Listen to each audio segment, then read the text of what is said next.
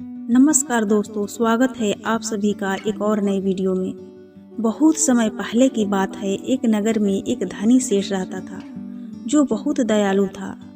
इतना बड़ा व्यापार और बहुत सारा धन होने के बावजूद वह एक भोला और दान करने वाला इंसान था। वह हर किसी की मदद करता था। उसके मन में लोगों के प्रति प्यार और दया की भावना यह थी कि वह किसी का भी दुख नहीं देख पाता था। उसके इतने दयालु और भोलेपन की वजह से उसके आसपास के लोग उसकी इसी बात को उसकी कमजोरी समझकर उसका फायदा उठाते थे। कुछ लोग उसके सामने झूठ मूठ का रोना रोकर उससे पैसे उधार ले जाते थे। सेठ अमीर तो था ही और ऊपर से दयालु भी। जब वह सेठ उन लोगों की दुखी हालत में देखता और उनकी परेशानियां सुनता तो उसका मन भर आता था। जब वह लोग उससे कहते कि मुझे थोड़ा सा धन उधार चाहिए या तुम मेरी मदद करोगे तो मैं तुम्हारा यह एहसान कभी नहीं भूलूंगा, तो वह मना नहीं कर पाता। वह यह सोचकर धन दे देता था कि अभी इसका बुरा वक्त चल रहा है, इसको मेरी मदद की ज़रूरत है, बाद में यह पैसे लौटा देगा। धीरे धीरे वक्त गुजरता गया। लोग उस सेठ के आगे बिना बात का रोना रोते और उसका धन ले जाते और कभी वापस नहीं करते। सेठ भी कभी भी धन वापस नहीं मांगता था। उसको यह लगता था कि जब इसका बुरा वक्त गुजर जाएगा तो मेरा धन वापस कर देगा। लेकिन कहते हैं ना कि हर सुबह के बाद शाम जरूर होती है। हर सुख के बाद दुख आता है और दुख के बाद सुख आता है। ठीक उसी प्रकार उस सेठ के साथ भी हुआ। कुछ सालों बाद उसके पास धन कम होने की वजह से उसके व्यापार में माल भरने के पैसे कम होने लगे और इसके वजह से उसकी दुकान पर अब ग्राहक भी कम होने लगे, क्योंकि जो सामान उन ग्राहकों को चाहिए था वह सामान उस व्यापारी के पास खत्म होने लगा था और उस सामान को लाने के लिए अब उसके पास पैसे भी नहीं था। धीरे धीरे सेठ का धन समाप्त हो गया। एक समय था जब वह सेठ अपने नगर के अमीर लोगों में आता था, पर आज उसके पास पैसे नहीं थे।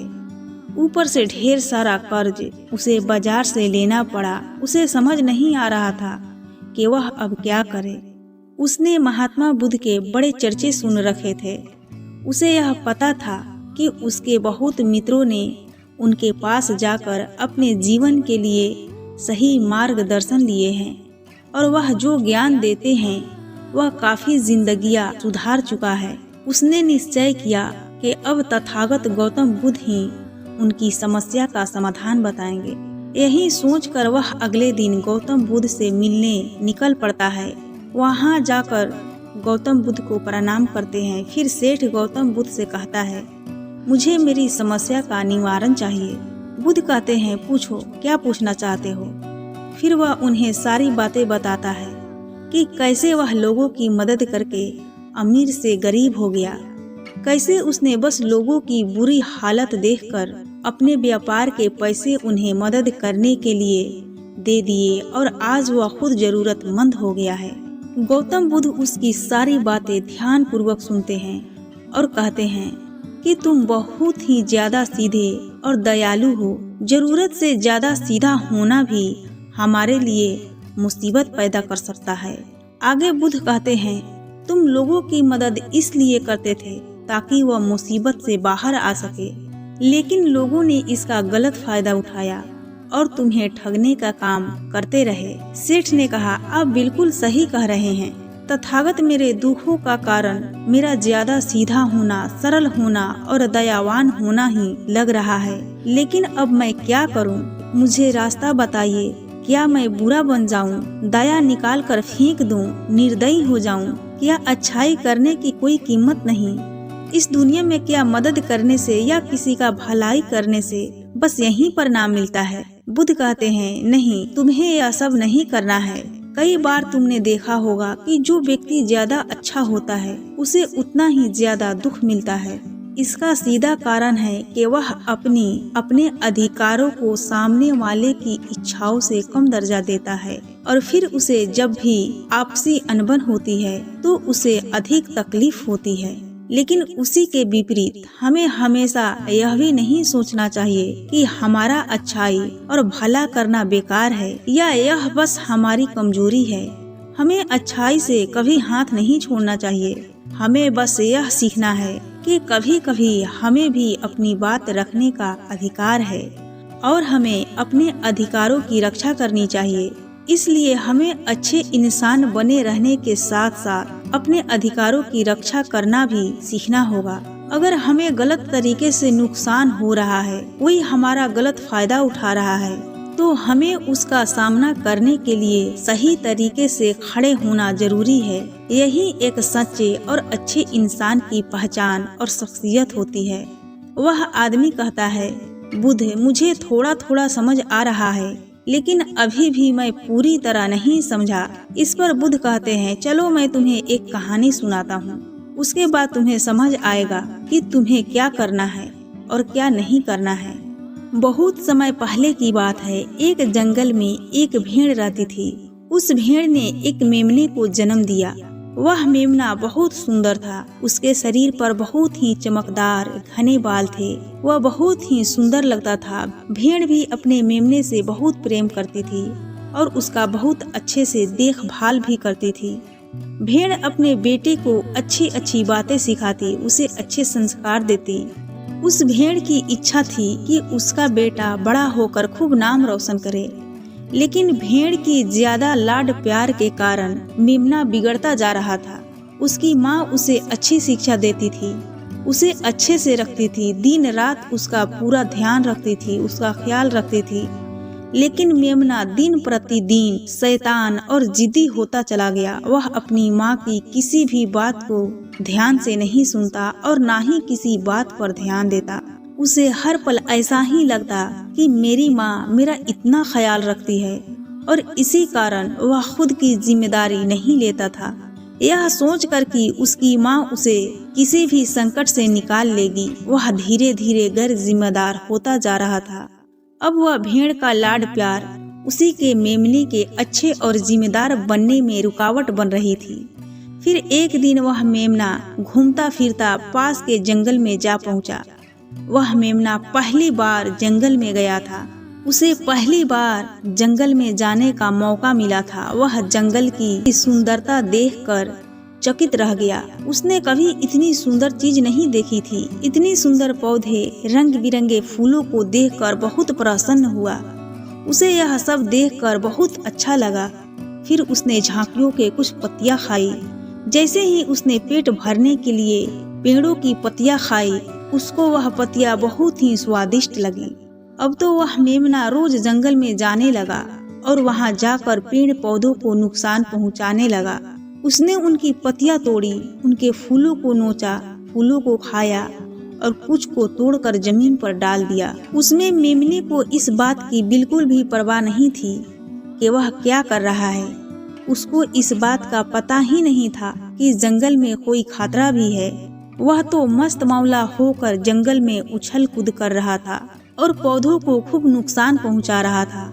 लेकिन जब उस मेमने को माँ को यानी उस भेड़ को इस बारे में पता चला कि मेमना हर रोज जंगल जाता है, तो वह घबरा गई और मेमने को अपने पास बुलाकर समझाने लगी कि तुम जंगल में मत जाओ, वहाँ पर बहुत सारे जानवर हैं, तुम्हारे ऊपर हमला कर देंगे, तुम्हें खा जाएंगे। लेकिन माँ की बात का उस पर कोई असर नहीं हुआ, बल्कि वह मेमना अपने माता से कहने लगा कि माँ, जो मेरे सामने आएगा वह मुझसे जमकर मार खाएगा, फिर वह बहुत पछताएगा। इसके बाद वह मेमना जंगल की तरफ भाग गया। उसे अपनी माता की कही बातें झूठी लगने लगी। हर रोज की तरह उस दिन भी वह उछल कूद करने लगा और पेड़ पौधों की पत्तियां तोड़ने लगा।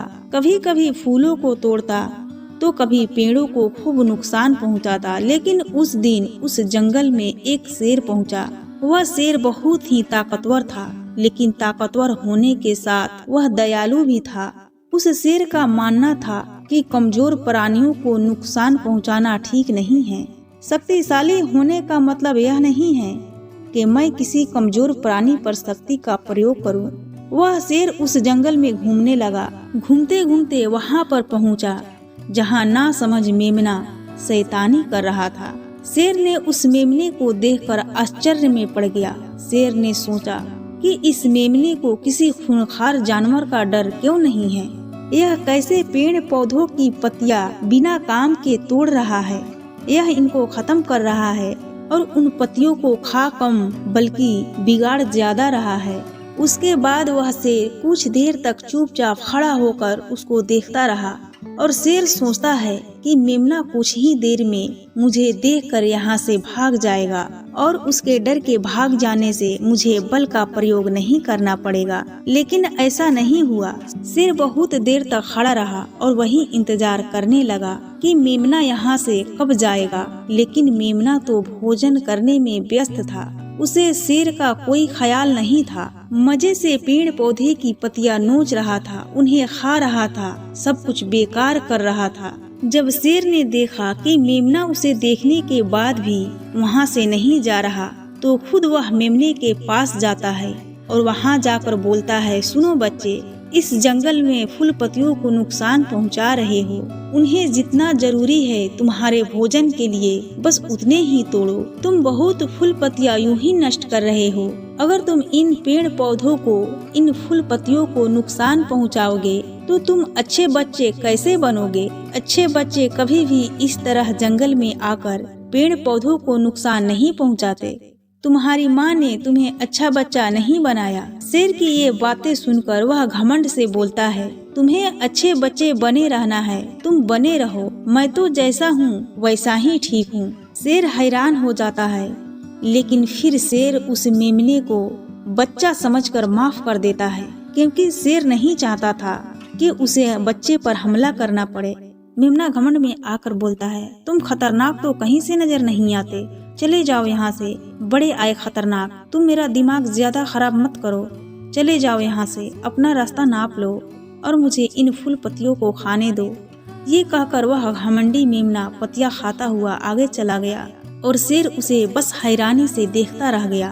तभी वहाँ पास में ही झांकियों के पीछे एक लोमड़ी छुपी हुई थी। वह लोमड़ी शेर और मेमने की सारी बातें सुन रही थी। शेर के पास आ पहुंची और शेर के पास आकर बोली, क्षमा कीजिएगा महाराज, आप तो इस जंगल के महाराज हैं, इतने बलशाली है, आप चाहें तो इस मेमने को 2 मिनट में मजा चखा सकते थे और उसे आपका अपमान करने से रोक सकते थे, फिर आपने कुछ भी क्यों नहीं किया। इस पर शेर ने कहा, मैंने उस बच्चे को भला सोचा, मुझे ऐसे ही किसी बच्चे को अपनी ताकत का शिकार नहीं बनाना था। यह सब सुनकर लोमड़ी बोली, महाराज, लेकिन आपके इतने सीधेपन और दयावान होने के कारण ही उस मेमने की हिम्मत बढ़ गई है। वह आपके सीधेपन का गलत फायदा उठा रहा है और जंगल में इधर उधर घूम रहा है और पेड़ पौधों को नुकसान पहुंचा रहा है। मुझे पता है कि कमजोर प्राणी पर हमला नहीं करना चाहिए, यह बहुत बुरी बात है, और यह भी कि दया करना एक अच्छी गुण है, लेकिन शासन में कभी कभी भय दिखाना भी जरूरी है। आपकी यह बात सही है कि प्रजा के साथ दयालुता का व्यवहार करना चाहिए, लेकिन इसके साथ साथ यह भी जरूरी है कि उनके मन में राजा के प्रति डर भी हो, ताकि वह इस तरह के अपराध ना करे, कोई मर्यादा ना तोड़े। लोमड़ी की बात सुनकर जंगल का राजा शेर लोमड़ी से कहता है, क्या ऐसा हो सकता है कि मेमने को भय दिखाकर हम उसे काबू में कर सके, जिससे कि उसमें सुधार आए और उस मेमने को किसी तरह का नुकसान भी ना पहुँचे, जिससे कि वह जंगल के पेड़ पौधों को कोई नुकसान ना पहुँचाए। फिर शेर कहता है, लोमड़ी, क्या तुम ऐसा कर सकती हो। शेर के बात सुनकर लोमड़ी कहती है, जी हाँ महाराज, बिल्कुल मैं ऐसा कर सकती हूँ कि वह डर भी जाए, सुधर भी जाए और उसे कोई नुकसान भी ना पहुँचे। उसे इतना डरा दूंगी कि वह जंगल में कभी दोबारा घुसने की हिम्मत नहीं करेगा। मैं उसे इस तरह डराऊंगी कि उसके मन में भय बैठ जाएगा, फिर वह जंगल के पेड़ पौधों को भी नुकसान नहीं पहुँचाएगा और साथ ही साथ मैं उसको कोई भी नुकसान नहीं पहुँचने दूंगी। फिर लोमड़ी कहती है कि उसकी माँ तो उसे कभी सुधार नहीं पाई, लेकिन मैं उसे जरूर सुधार दूंगी। लोमड़ी की बातें सुनकर शेर ने बोला, अच्छा ठीक है, तुम कोशिश करके देखो, देखो, अगर तुम्हें इसमें सफलता मिल जाती है तो मैं तुम्हें जंगल के सभी जानवरों के सामने तुम्हें इनाम दूंगा। शेर की बातें सुनकर लोमड़ी बहुत खुश हुई। वह तुरंत मेमने के पास गई और उस पर गरज पड़ी। इससे पहले कि वह मेमना वहां से भाग पाता, उससे पहले ही लोमड़ी ने मेमने को जमीन पर पटक दिया और उसे अपने मजबूत पंजों से दबोच लिया। मेमने को दबोचने के बाद लोमड़ी मेमने से बोली कि बोल, तुझे मार दिया जाए या छोड़ दिया जाए। तुमने इस जंगल के पेड़ पौधे, यहाँ के फूल और कमजोर प्राणियों के साथ भी तो यही किया है। मेरे ख्याल से मार ही देना चाहिए। लोमड़ी की बातें सुनकर मेमना डर के मारे थर थर कांपने लगा। फिर वह लोमड़ी से बोलने लगा, मुझे माफ कर दो, मुझे छोड़ दो, मुझे यहाँ से जाने दो। मैं कभी भी जंगल की तरफ नहीं आऊँगा, न ही कभी पेड़ पौधों को नुकसान पहुँचाऊँगा और अब मैं कभी कोई गलती नहीं करूँगा। तब लोमड़ी ने मेमने की पकड़ ढीली की। जैसे ही मेमने की पकड़ ढीली हुई, वह जोर जोर से भागने लगा। वह गिरता उठता भागता हुआ अपने माँ के पास जा पहुँचा। उधर लोमड़ी शेर के पास गई और सर झुकाकर बोली, देखा महाराज, ताकत के साथ दिमाग का प्रयोग करना भी बहुत जरूरी होता है। तभी लोग हमारा सम्मान करते हैं, तभी हमारे अच्छाई का गलत फायदा नहीं उठाया जाएगा। लोमड़ी की बात सुनकर शेर लोमड़ी की योग्यता से प्रभावित हुआ। उसने लोमड़ी को सारे जानवरों के सामने इनाम दिया। उधर वह मेमना घबराए हुए अपनी माँ के पास जा पहुँचा और अपनी माँ से आकर लिपट गया और माँ से क्षमा मांगने लगा। मैंने आपकी बात कभी नहीं मानी। आप मुझे हमेशा सही कहती थी कि जंगल में बहुत खतरनाक जानवर रहते हैं। आज के बाद मैं कभी भी उस जंगल में नहीं जाऊंगा। फिर बुद्ध उस व्यापारी को कहते हैं, देखा बेटा, इतने अच्छे मत बनो कि लोग तुम्हें खा जाए और ना ही इतने कड़वे बनो कि लोग तुम्हें खाए ही नहीं। जरूरत से ज्यादा अच्छा बनना इंसान को धोखा देगा, लोग उसका सम्मान नहीं करेंगे।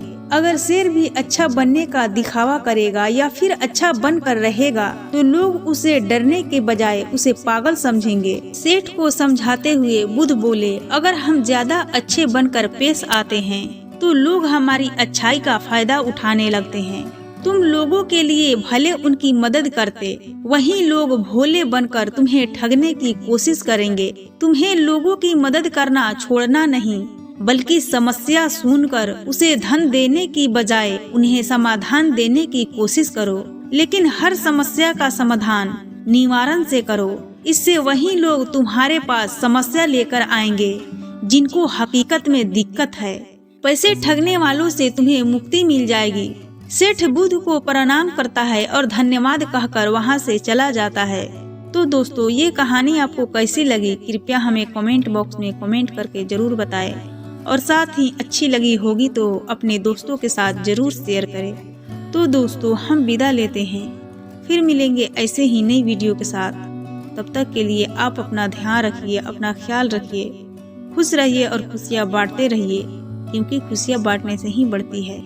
जय हिंद, जय भारत।